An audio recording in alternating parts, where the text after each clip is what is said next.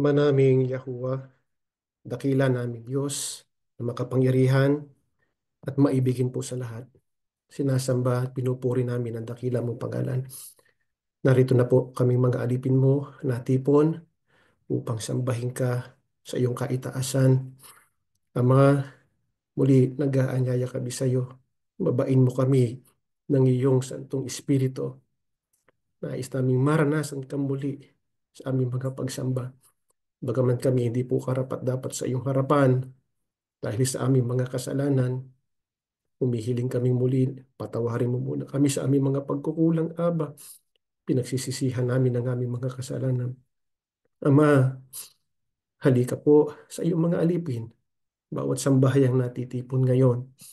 Batid mo po ang kanilang mga kahilingan, ang mga inilapit po namin sa iyo. Humihingi kami ng lakas na sana'y kalingain mo ang bawat isa. Patatagin kami sa pagharap sa bawat pagsubok, bawat kahirapan na nararanasan namin sa mundong ito. Tulad mong lagi ang aming mga pag-iisip at puso matuon sa iyo at sa bagay ng langit sapagkat doon mo kami iginagayak doon sa piling mo sa tahanan dyan po sa langit. Ama, muli po sa aming pag-aaral ng iyong mga katotohanan, lagi mong ibukas ang aming puso, ang aming isipan. Tanggapin namin ang iyong katuwiran, ang iyong mga aral, siyang maging gabay namin sa aming patuloy na paglalakbay po dito sa mundong ito.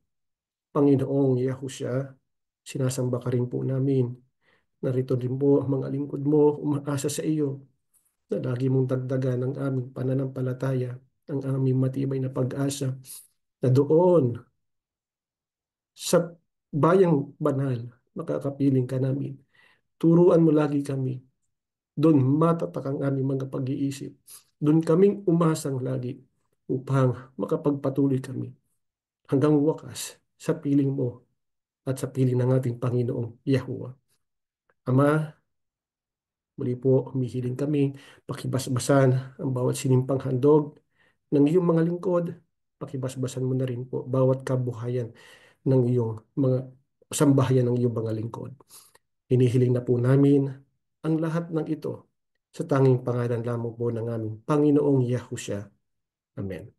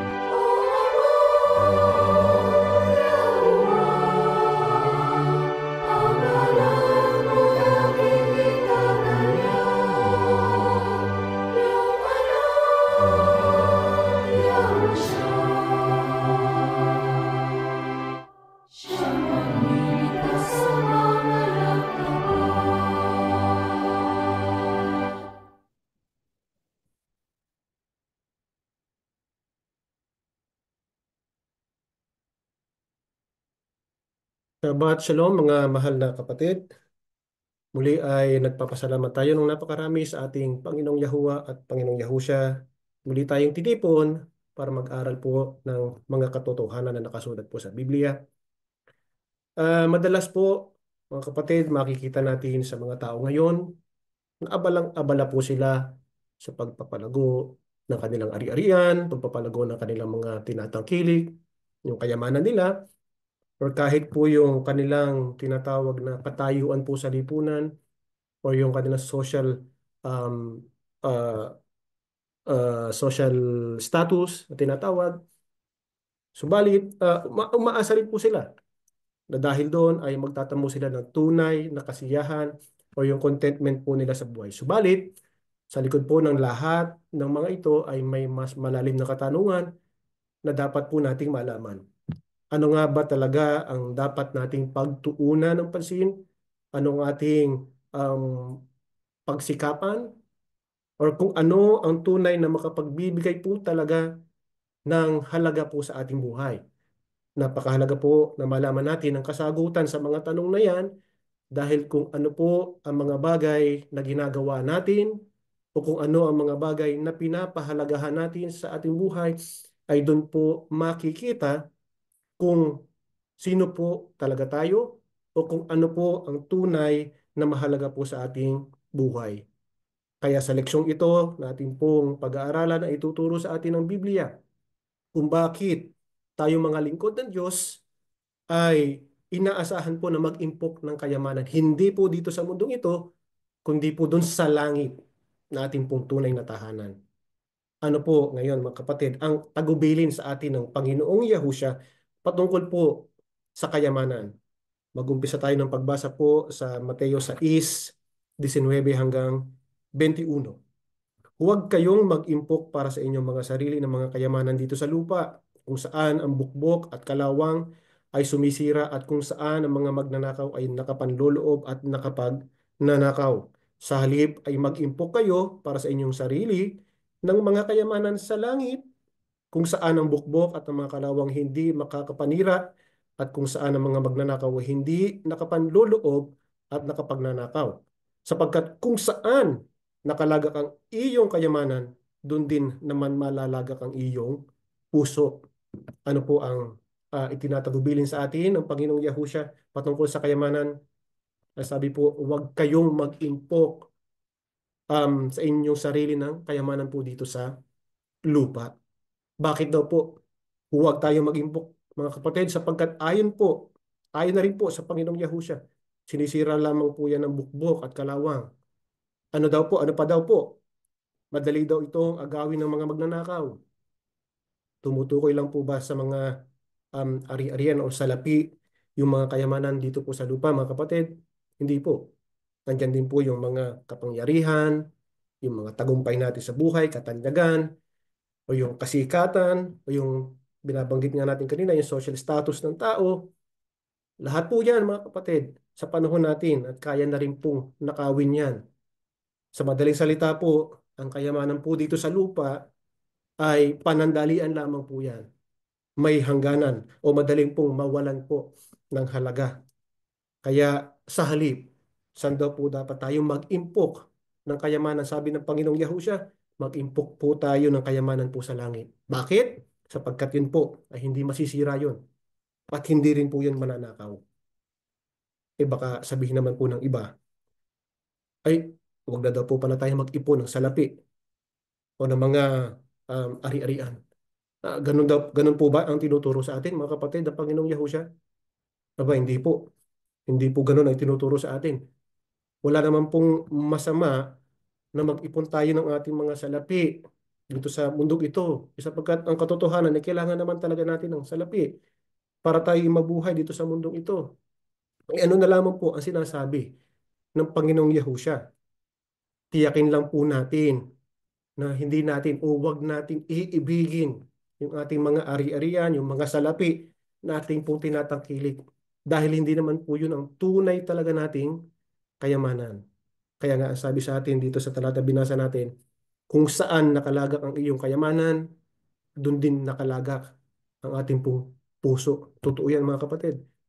Ibig sabihin lang po niyan, halimbawa, kung panay magpapalago lamang ng ari-arian yung ginagawa natin araw-araw, kung puro lamang mga bagay ng mundo ito nasa sa isip natin araw-araw, o yung pagpapatanyag lamang ng ating sarili ang nasa sa isip natin, pagka ganon, iniibig po natin ang mga bagay ng mundo ito o yung mga kayamanan sa mundo ito.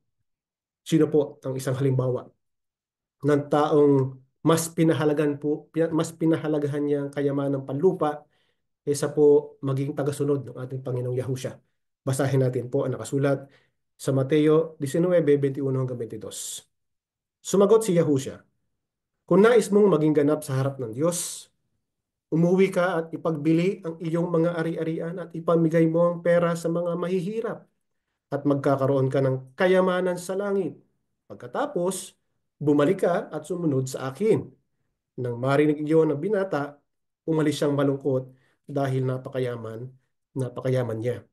Alam na natin mga kapatid itong tagpong ito natin pong binasa, di po ba? Isa siyang mayamang binata na lumapit sa Panginoong Yahushua. Siya po ay nagtatanong kung paano siya magkakaroon ng buhay na walang hanggan. Ano sabi po sa kanya ng Panginoong Yahushua? Sabi niya, sundin mo yung mga kautusan. Anong tugon ng binata? Eh, nasunod ko na po lahat ng kautusan. Ano pa po ba ang kailangan kong gawin? Kaya dito ngayon, sinabi ng Panginoong Yahushua sa kanya, ay ipagbili mo yung mga ari-arian mo at ipamigay mo sa mga mahihirap. Ano daw po magiging kapalit kapag nagawa yan ng binata? Ang sabi ay magkakaroon ka ng kayamanan sa langit. Eh ano po, ang naging reaksyon ng binata matapos sabihin niya ng Panginoong Yahushua?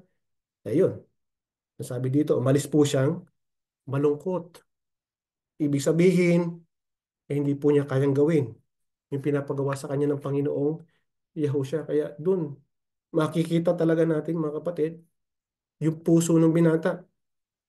Napakatindi po talaga ng kapit niya doon sa kanyang kayamanan. Di po ba? Parang napaka-imposibleng paghiwalayin. Eh, dyan po tayo pinapaalalahanan ng Biblia, mga mahal na kapatid. Bantayan po lagi natin ang ating mga puso. Halimbawa, meron tayong mga kaibigan, kamag-anak o kakilala man na nangangailangan ng tulong. Huwag po natin ipagkait yung tulong na maaari nating maibigay, maitulong sa kanila. Hindi po natin kinakailangan na maging napakayaman para makagawa po ng paraan para makatulong.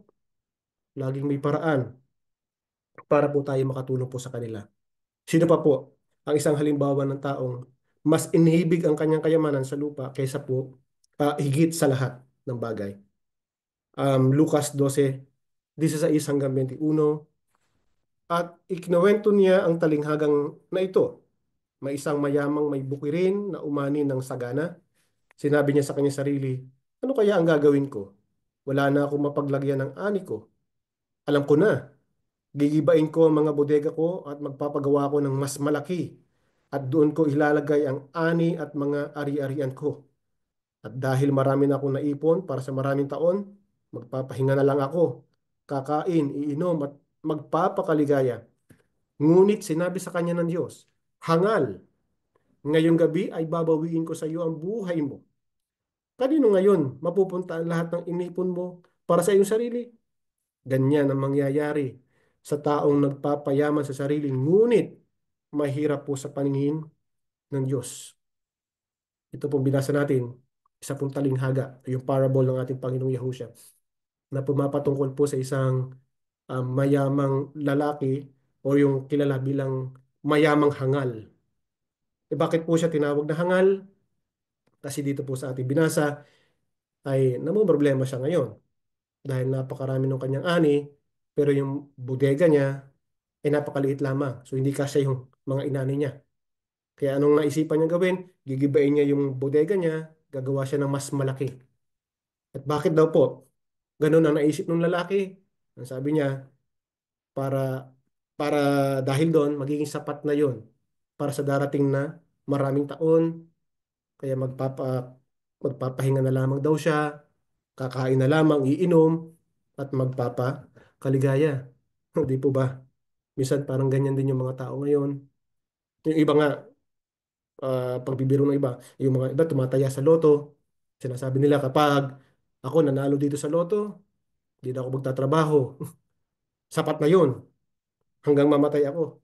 Yung napanalunan ko sa loto. E paano kung bawiin agad sa atin ng Panginoong Yahushua, ng Panginoong Yahuwah, yung buhay natin na gaya ng ginawa niya dito sa lalaking hangal. Di po ba? Ulitin natin mga kapatid. Hindi po masama na mag-ipon tayo ng mga ari-arian, ng mga salapi dito sa lupa. Tiyakin lang po natin na huwag doon mapako ang ating mga puso. Kasi baka mamaya nagiging makasarili na po tayo. Nagiging sakim na tayo. Kapag ganun po, hindi tayo makapag-iimpok ng mga kayamanan po dito sa at doon sa langit. Eh, ano po dapat ngayon ang pagyamanin natin para tayo ay makapag-impok ng kayamanan po sa langit? Mga kawikaan sa 10 talata ay 2. Ang kayamanang nakuha sa masamang paraan ay hindi makapagbibigay ng anumang kabutihan. Ngunit ang matuwid na pamumuhay ay makapagliligtas sa iyo sa kamatayan. Saan po tayo? Maging mayaman, mga kapatid. Maging mayaman po tayo sa matuwid na pamumuhay. O sa English, yung righteousness, mga kapatid. Ano po ang kahalagahan po ng matuwid na pamumuhay? Sabi po sa atin ng Biblia, ito po ang makapagliligtas sa atin po sa kamatayan. Alam naman po natin kung ano yung kamatayan na tinutukoy dito. Di po ba? Ang buhay na, at di po ba, yan ang isa sa kayamanan na pinakaasam-asam po natin, yung magtambo tayo ng buhay na walang hanggan sa piling ng ating Panginoong Yahuwah at Panginoong Yahusha. Yan po, hindi yan kayang gawin ng anumang mga kayamanan po dito sa lupa. E paano po natin matitiyak na namumuhay tayo ng matuwid? E kapag po ating naisusuguro na yung ating mga pag-iisip, yung ating pamumuhay, ay lagi po nakapagbibigay kaluwalhatian sa ating Panginoong Yahuwah. At kapag nagawa natin yan, makapag-iimpok tayo ng mga kayamanan po sa langit. Ano pa po ang kayamanang panglangit na kaloob ng ating Panginoong Yahuwah? Isaiah 33:5 hanggang 6, ganito ang ating mababasa. Si Yahuwah ay dakila sa lahat. Siya'y naninirahan sa langit. Paiiralin niya ang katarungan at katwiran sa Jerusalem. Siya ang magpapatatag sa inyo. Iingatan niya kayo at bibigyan ng karunungan at kaalaman. At ang mahalagang kayamanan ninyo ay ang pagkatakot kay Yahuwah. Ano po po? Ang mga kayamanang kaloob ng Panginoong Yahuwah, ito po yung karunungan at yung kaalaman. Paano daw po natin makakamit ang mga kayamanang yan? Ang sabi sa atin sa pamamagitan po ng pagkatakot kay Yahuwah. Pag sinabi po nating pagkatakot, hindi po ito yung ang pakiramdam natin ay lalayo tayo sa Kanya. Hindi po. So, sa halip, ito po yung magpapalapit sa atin sa Kanya. At kapag malapit na po tayo sa Kanya, doon tayo ngayon magkakaroon ng access para po matamasa natin yung mga kaloob niyang kayamanan. Yan po yung mga kayamanang siyang tunay nating kailangan sapagkat ang Panginoong Yahuwah ay ang dakila po sa lahat. So, ibig sabihin, siya po ang nakaalam ng lahat ng mas mabuti po para sa atin. Paano po natin o paano tayo mapapalapit po sa ating Panginoong Yahuwah? Kailangan, mga kapatid, ay hinahanap lagi natin siya sa ating buhay. Tandaan po natin, hindi naman po tayo nilikha para maging mamamayan po sa mundong ito. Nilikha po tayo para maging mamamayan po dun sa langit. We are heavenly citizens. Kaya dun po tayo mag-iimpok ng kayamanan, hindi po dito sa mundong ito. Kapag yan po ang lagi nasa isipan po natin, matatatak po sa atin na balang araw, lilisan din natin ang mundong ito. Lilisan natin ang mga bagay sa mundong ito. Kaya wala pong dahilan para pakahangarin po natin ang mga kayamanan dito sa mundong ito. Kaya lamang naman po tayo nandito sa mundong ito para po tayo makagawa ng mga bagay na makapag-iimpok tayo ng kayamanan po sa langit. Ipagpapatuloy po ang ating pag-aaral. Shabbat Shalom mga mahal na kapatid. Napakapalad po natin upang makita-kita tayong muli sa araw ng Sabat upang pag-aralan natin ang mga kalooban ng ating Yahuwah Abba na itinuro ng ating Yahushua HaMashiach. Napakahalaga po na tayo ay makapagtipon ng kayamanan hindi dito sa lupa kundi sa langit sapagkat ito po ang magdadala sa atin upang makasama natin ang ating Yahuwah Abba at ang ating Yahushua HaMashiach. Kaya ang susunod na tanong po natin mga mahal na kapatid ay paano tayo makakapagtipon ng kayamanan sa langit? Ito po ang sagot sa Kolosas 3:1 hanggang 4. Binuhay kayong muli kasama ni Kristo. Kaya sikapin ninyong makamtan ang mga bagay na nasa langit kung saan naroon si Kristo na nakaupo sa kanan ng Diyos. Doon ninyo ituon ang isip nyo at hindi sa mga makamundong bagay. Sapagkat namatay na kayo sa dati nyong buhay at ang buhay nyo ngayon ay nakatago sa Diyos kasama ni Kristo. Si Kristo ang buhay ninyo at kapag dumating na ang panahon na nahayag na siya, mahahayag din kayo at makikibahagi sa kapangyarihan niya at karangalan. Paano po tayo makakapagtipon ng kayamanan sa langit? Sikapin po natin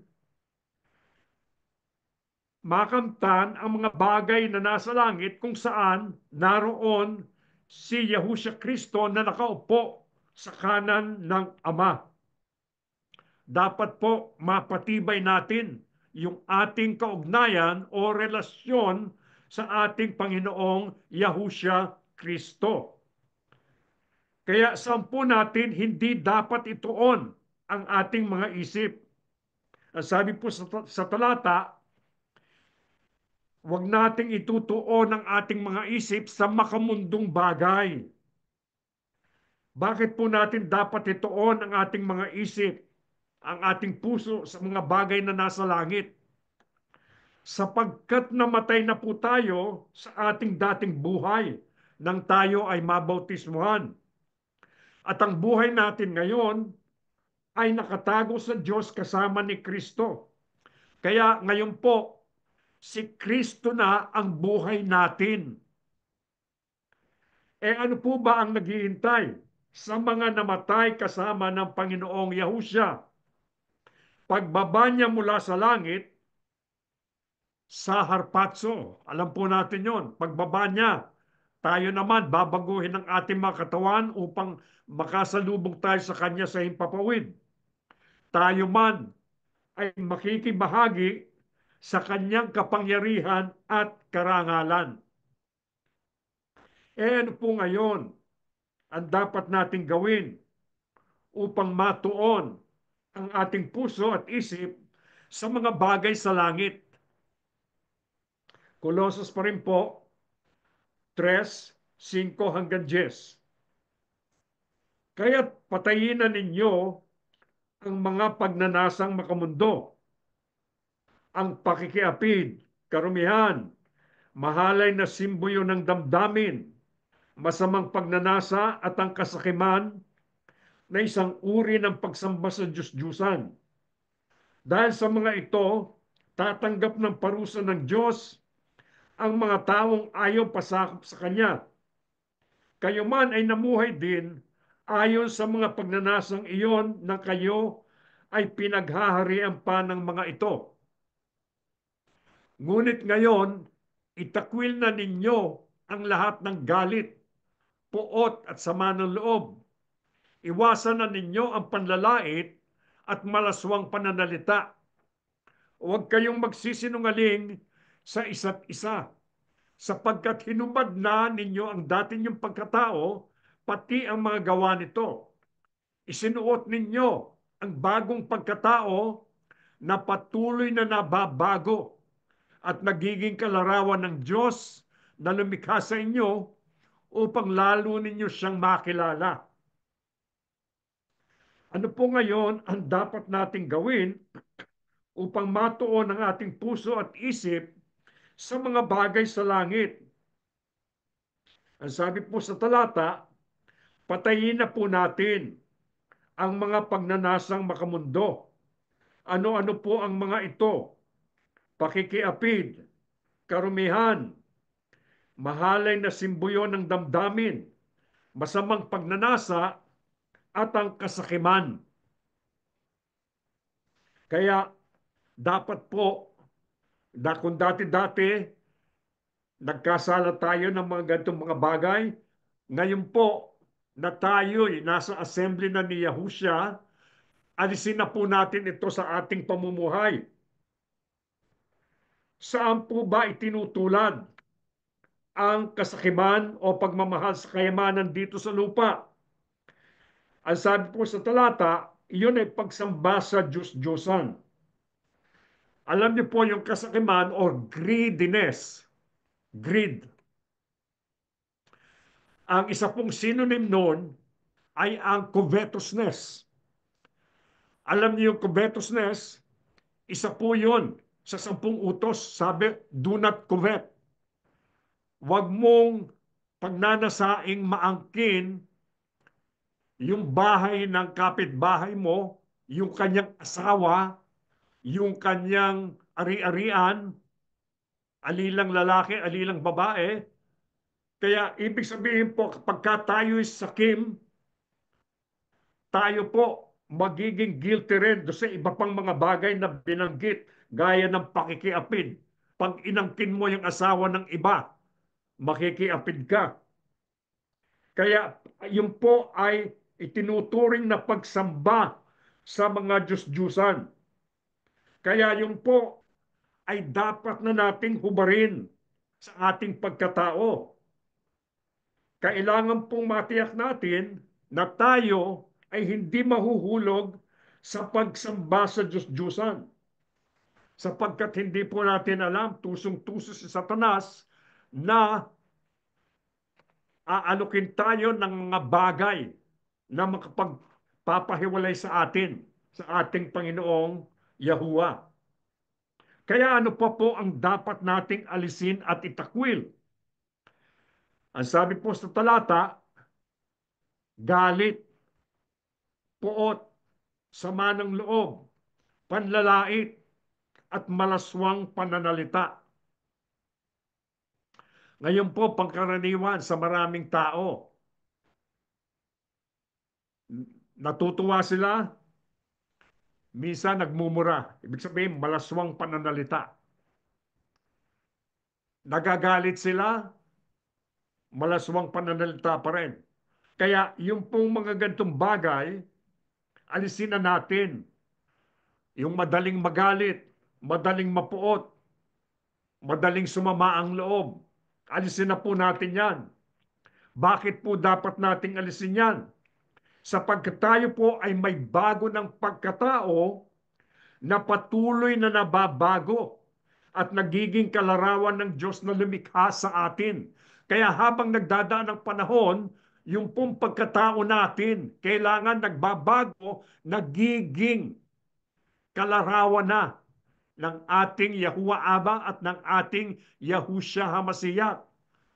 At alam na pag-aralan din natin yan sapagkat tayo po ay kabilang sa sambahayan ng ating Yahuwah Aba. Ano pa po ang mga dapat nating gawin bilang mga ibinukod ng Diyos sa gitna ng ating pagsusumikap na magtipon ng kayamanan sa langit? Colossus pa rin, 3:12-14. Kaya't bilang mga pinili ng Diyos, mga banal at minamahal, isuot ninyo sa inyong pagkatao ang pagkamahabagin, kabaitan, kababaang loob, kaamuan at tiyaga. Magparaya kayo sa isa't isa. At kung ang sino man ay may sama ng loob sa kanino man, magpatawad kayo sa isa't isa. Magpatawad kayo kung paanong pinatawad kayo ng Panginoon. At higit sa lahat, taglayin ninyo ang pag-ibig na siyang nagbubuklod sa lahat sa lubos na pagkakaisa. Ano pa po ang dapat nating gawin bilang mga ibinukod ng Diyos sa gitna ng ating pagsusumikap na magtipon ng kayamanan sa langit? Ang sabi po, isuot po natin sa ating pagkatao ang pagkamahabagin, kabaitan, kababaang loob, kaamuan at tiyaga. Ibig sabihin po, nagiging talagang katulad na tayo ng ating Yahuwah Aba at ng ating Yahushua HaMashiach. Mahabagin, mapagpatawad, mababa ang loob, maamo, matyaga. Ano pa po ang dapat natin gawin? Magparaya sa isa't isa at magpatawad sa isa't isa kung may sama ng loob sa kanino man. Paano po tayo magpapatawad sa isa't isa? Tulad sa pagpapatawad ng ating Yahuwah Aba. Hindi binibilang kung ilang beses nagkasala ang ating mga kapatid. Oh, 3 beses mo na ginawa sa akin yan ah. Hindi na kita patatawarin. Hindi po. Maging mapagpatawad tayo.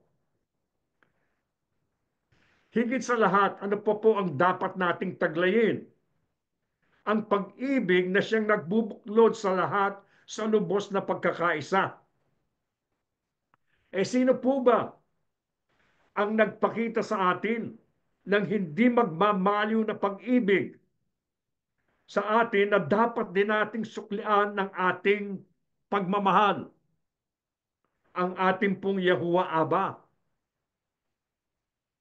Paano po? Ano po ang binigay sa atin? Inihandog ang kanyang bugtong na anak upang tayo ay matubos sa ating mga kasalanan.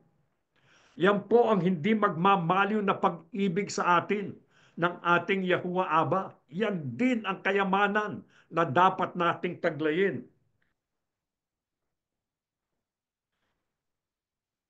Sa isang pakikipag-usap po ng Panginoong Yahusya sa kanyang mga alagad, nabanggit niya tungkol doon sa mga taong mayayaman. Ang sabi niya, mahirap makapasok ang isang taong mayaman sa kaharian ng langit kaysa sa isang kamelyo sa butas ng karayom. Yung kamelyo, napakalaki. Yung butas ng karayom, napakaliit. Ngunit ang sabi niya, mas madali pang pumasok yun kaysa dun sa mayamang tao makapasok sa kaharian ng langit. Dapat po nating maintindihan sa kanyang binabanggit ay yung pong mga mayayaman na nag-iimpok lamang ng kayamanan dito sa lupa at hindi sa langit. Dapat din po nating maintindihan na ang salapi ay hindi po ang ugat ng lahat ng kasamaan.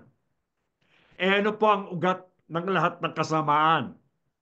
Yung pong pag-ibig sa salapi at yung pag-ibig dun sa mga bagay na nabibili ng salapi. Yung salapi mo, ginastos mo, bumili ka ng magarang kotse, tapos doon ka tuwan-tuwa, bumili ka ng malaking mansyon, pinagmamalaki mo sa mga kaibigan mo. Kaya huwag po tayong padadaya kay Satanas. Baka mahulog tayo sa pag-ibig sa salapi. Ano po ba ang itinagubilin ni Apostol Pablo sa mga tao ngayon, lalo na sa mga mayayaman? Ito po ang sagot sa unang Timoteo 6:17-19. Ang mayayaman sa material na bagay ay iutusan mong huwag magmataas at huwag umasa sa kayamanang lumilipas. Sa halip, umasa sila sa Diyos na masaganang nagbibigay ng lahat ng mga bagay para sa ating kasiyahan. Utusan mo silang gumawa ng mabuti at magpakayaman sa mabubuting gawa, maging bukas palad at matulungin sa kapwa. Sa gayon, makakapag-impok sila para sa mabuting pundasyon sa hinaharap at makakamtan nila ang tunay na buhay. Ano po ang tinagubili ni Apostol Pablo sa mga tao ngayon, lalo na sa mga mayayaman? Na sila po ay huwag magmataas at huwag umasa sa kayamanang lumilipas. Alam niyo po, ayaw ng Diyos yung mapagmataas. Lalo na pinagmamataas mo o pinagyayabang mo ay yung kayamanang nakamit mo, yung kapangyarihan. Ayun po ang sinabi ng Diyos sa pamamagitan ni Propeta Jeremias. Ang sabi niya, Kung magmamalaki ka, huwag mong ipagmalaki yung kayamanan mo o yung karunungan mo, kundi at ipagmalaki mo, nakikilala mo ang Diyos na gumagawa ng lahat ng kabutihan sa mundong ito. Kaya ano po ang dapat nating hindi gawin? Hindi tayo aasa sa kayamanang lumilipas. Gayon din, hindi tayo aasa sa kapangyarihan ng kadiliman upang yumaman tayo. Gaya na napag-aralan natin noong isang araw. May mga kapangyarihan na kuminsan yun ang kinukonsulta ng mga tao upang sila magkamit ng kayamanan. Kaya meron silang mga anting-anting. Nag-aalaga sila ng duwende. Naalala ko tuloy noon, nung nandun pa tayo sa dating relihiyon. Merong kapatid daw na nag-aalaga ng duwende. Yun daw ang swerte nila. Yun daw ang nagbigay sa kanila ng magandang buhay. Hindi po dapat ganon. Hindi tayo aasa. Hindi tayo dapat umasa sa kanino mang religious leader. Etong religious leader pong ito, nasa kanya po yung Espiritu Santo. Kaya inaasahan ko po siya. Kumakapit po ako sa kanya. Hindi po. Ang dapat nating asahan ay ang ating Yahuwah Aba lamang at ang ating Yahusha Hamasiya. Ano po ba binibigay ni Yahuwah sa atin? Lahat ng bagay para sa ating kasiyahan. Kaya ano po ang itinatagubilin sa mga mayayaman? Ang sabi, gumawa sila ng mabuti at magpakayaman sa mabuting gawa, maging bukas palad at matulungin sa kapwa. Kaya ka pinagkalooban ng Diyos ng kayamanan ay upang may magamit ka na matulungan mo yung mga tao na kapuspalad. Ano pong ibubunga sa kanila pagka ganun ang ginawa nila? Makakapag-ipok sila para sa mabuting pundasyon sa hinaharap at makakamtan nila ang tunay na buhay. Ano po ba yung tunay na buhay? Ang buhay na walang hanggan sa bayang banal kasama ng ating Panginoong Yahusya at ating Yahuwah Aba. Yun po ang ninais ng binatang mayaman nang makausap niya ang ating Panginoong Yahusya. Ang sabi niya, paano ko po makakamtan ang buhay na walang hanggan? Ang sabi sa kanya, sundin mo ang 10 utos. Aba, opo, magbuhat pa sa pagkabata, ginagawa ko na yan. O eto ang gawin mo, pagbili mo ang lahat ng ari-arian mo at ibigay mo sa mga dukha at sumunod ka sa akin. Ano pong nangyari? Mas mahal niya yung mga kayamanan niya kaysa pagsunod sa Panginoong Yahusya. Ang sabi nga ng ating Panginoong Yahusya, ang umiibig sa ama o sa ina ng higit sa akin, hindi karapat dapat sa akin. Umiibig sa anak, babae, lalaki, ng higit sa akin, hindi karapat dapat. Kailangan po siya ang number one na pinakaiibig natin. Kaya ito pong binatang mayaman ay hindi niya nagawa sa pagkakataong iyon na sabihin sa kanya lahat ng kondisyon. Kung tinupad niya, sigurado kasama na siya ng ating Panginoong Yahusya, tatahan sa langit. Kung may mayamang tao tayo na dapat na gayahin natin, ay si Sakeo. Kilala niyo ba si Sakeo? Yung maniningil ng buwis. Gustong-gusto niyang makita ang Panginoong Yahusya, kaya umakyat siya sa puno ng sikamoro upang makita niya ang Panginoong Yahusya. Anong pumunta sa kanyang tahanan, pinag-usap-usapan siya, nagbubulong-bulungan yung mga tao, kaya lumapit na siya sa ating Panginoong Yahusya. Sabi niya, Panginoon, yung pong Ari-arian ko kalahati, pinamimigay ko po sa mga dukha. At kung may nadaya man ako sa pangungulekta ko ng buwis, ibibigay ko ng makaapat na beses. Kaya ganyan po, kung tayo ay binigyan ng kayamanan, itulong natin doon sa mga dukha. Ano po ang ating maaasahan kay Yahusya kung magpapasya tayong maging tagasunod niya? Ito po, huling talata na ating babasahin, Mateo 19:27 hanggang 29.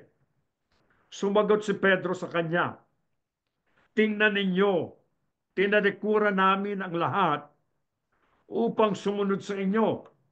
Ano naman po ang makukuha namin?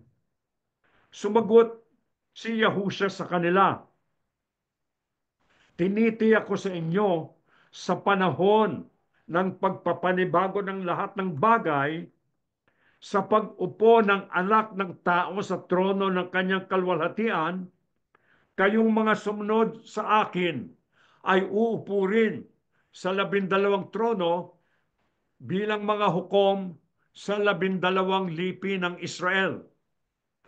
At sino mang nag-iwan ng mga bahay o mga kapatid na lalaki o mga kapatid na babae ng ama o ina, ng mga anak o mga lupa dahil sa aking pangalan, ay tatanggap ng makaisandang ulit ng mga bagay na ito at magkakamit ng buhay na walang hanggan. Ano po ang ating maaasahan kay Yahusya kung magpasya tayong maging tagasunod niya? Yung pong pumili na sumunod sa Panginoong Yahusya ay tatanggap ng makaisandaang ulit at magkakamit ng buhay na walang hanggan. Ang sabi, yung mga nag-iwan ng mga bahay, mga kapatid na lalaki, mga kapatid na babae, naalala ko po tuloy, nung tayo'y mahiwalay dun sa relihiyon natin dati, ano pong nangyari? Yung mga kapatid natin, halos hindi na tayo kausapin. Yung pong mga magulang natin, ganun din. Itinakwil na tayo. Ang sabi ng ating Panginoong Yahusya, kung yan ang nangyari sa inyo dahil sa pagsunod sa akin, dahil sa aking pangalan, tatanggap kayo ng makaisandang ulit ng mga bagay na ito at magkakamit kayo ng buhay na walang hanggan. Kaya mapalad po tayo. Mapalad po tayo. At ang sabi pa, yung pong sumunod sa ating Panginoong Yahusya ay uupo rin sa 12 trono bilang mga hukom sa 12 lipi ng Israel sa Millennial Kingdom. Pagdating po ng harpatso, pagsalubong natin sa ating Panginoong Yahusya sa himpapawid, pagbaba niya dito sa lupa, maghahari siya, kasama niya tayo, magiging hukom tayo sa 12 lipi ng Israel. Pagkatapos po ng 1,000 taon, pakakawalan si Satanas sa kanyang piitan upang dayain ang buong sanlibutan at pagkatapos ay ang paghukom o ang white throne judgment. Si Satanas at ang lahat ng kanyang nadaya ay ibubulid sa dagat-dagatang apoy at asupre. Ang mga nagtagumpay at sumunod sa ating Panginoong Yahusya magtatamo ng buhay na walang hanggan sa bagong langit at lupa at bagong Jerusalem. Kaya mga mahal na kapatid, dapat po nating malaman kung ano o kung sino ang tunay nating kayamanan. Ang tunay nating kayamanan ay ang pag-ibig ng ating Yahuwah Aba. Minahal niya tayo. At yung pag-ibig na yon, hindi magmamaliw na pag-ibig niya. Yun ang ating Yahushua HaMashiach na tumubos sa atin. Kaya habang narito pa tayo sa lupa, paunlarin natin ang ating kaugnayan, ang ating relasyon. Kaya kung matibay ang kaugnayan natin sa ating Panginoong Yahushua at sa ating Yahuwah Aba, may kayamanan na tayo sa langit. Kaya yan po ang dapat nating pagtuunan ng ating pansin, ng ating pag-iisip upang makatiyak tayo na makikita natin ang ating Yahuwah Aba at ang ating Yahushua HaMashiach ng mukhaan sa bagong langit at lupa at sa bagong Jerusalem. Tumayo na po tayo, mga mahal na kapatid. O dakilang Panginoong Yahuwah Aba, maraming salamat po sapagkat minsan pa itinuro mo ang iyong banal na kalooban sa iyong mga anak na kami po ay dapat magtipon ng kayamanan sa langit, hindi dito sa lupa. Opo, sa pamumuhay namin dito sa lupa, gumugugol din kami ng mga salapi. Ngunit hindi namin pagtutuunan ng pansin ang mga bagay na nabibili nito sapagkat ito'y hindi makapagdadala sa amin sa langit, kundi nais mo na kami magkaroon ng banal na takot sa iyo. Ang banal na takot na lalong magpapalapit sa amin upang makasama ka namin, o dakilang Yahuwah Aba, o dakila naming Diyos. Patuloy mong pagpalain ang iyong mga hinirang. Nalalaman mo ang marami naming pinagdadaanan. Marami sa iyong mga anak may mabibigat na karamdaman. Pagalingin mo sana ang iyong mga lingkod. Ibalik mo ang lakas ng iyong mga anak upang patuloy po kaming nakakasamba, nakapaglilingkod sa iyo pong banal na pangalang Yahuwah Aba. Ibiyaya mo rin ang mga pangangailangan ng iyong mga anak upang mapakain namin ang aming mga sambahayan, matustusan namin ang aming mga anak. Aliwin mo po ang may mga bagabag sa buhay upang walang makahadlang sa sinuman, upang magpatuloy kaming sumamba, maglingkod sa iyong banal na pangalang Yahuwah Aba. O dakilang Yahushua HaMashiach, maraming salamat po. Ikaw ang aming mabuting guro sapagkat ikaw ang nagturo ng tunay na kayamanan. Itinuro mo sa binatang mayaman kung paano siya makararating sa langit. Sundin ang 10 utos ng ating Yahuwah Aba sapagkat sa pagsunod na ito, kami magiging karapat dapat sa iyo at sa ating amang nasa langit. Gayon din po, kami dapat na sumunod sa iyo. Ikaw lamang ang aming sundin at ang ating amang nasa langit. O dakilang Panginoong Yahushua, maawa ka sa iyong mga anak. Pagpalain mo ang sambahayan ng iyong mga lingkod, maging ang aming mga anak, ang aming mga apo. O dakilang Panginoong Yahushua, lalo na dinadalangin din namin ang mga mahal namin sa buhay na hindi pa namin kapiling sa assembly. Tawagin mo sana sila, o dakilang Panginoong Yahushua, upang makasama namin, upang kaming lahat maging karapat dapat makasama sa sasalubong sa iyo sa himpapawid, sa iyo pong sa araw na bababa ka na mula sa langit. O dakila namin Yahuwah Aba, maraming salamat. Sumasampalataya kaming pinatawad mo na rin po kami sa aming pagkakasala at pagkukulang. Pinagpala mo po ang bawat isa sa amin sa iba't ibang panig ng mundo. Ang lahat po inihiling namin sa pangalan po ng aming Panginoong Yahushua Mashiach, dakila po naming tagapagligtas. Amen.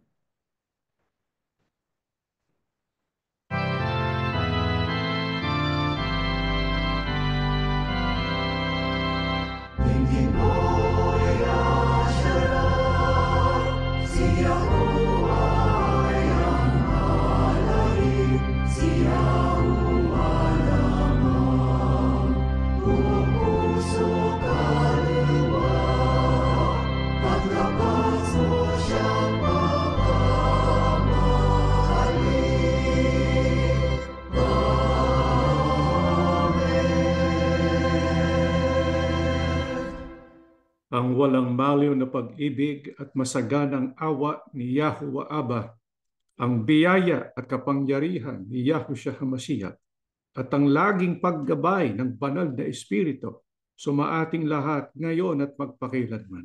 Amen. Mga kapatid, paalala lang po, next week po ay tutuloy natin ang ating Children's Ministry, November 15 at November 16. At atin pong gagawin ang ating 4th anniversary special worship service, Feast of Dedication, Saturday po, November 30, 2024 at 3 p.m. Pacific Standard Time. Ito po ay in person sa Fremont at ito rin ay ibo-broadcast sa pamamagitan po ng Facebook Live at ng Zoom. Natatapos na po ang ating pagsamba. May Yahuwah Abba and Yahushua HaMashiach bless all of us.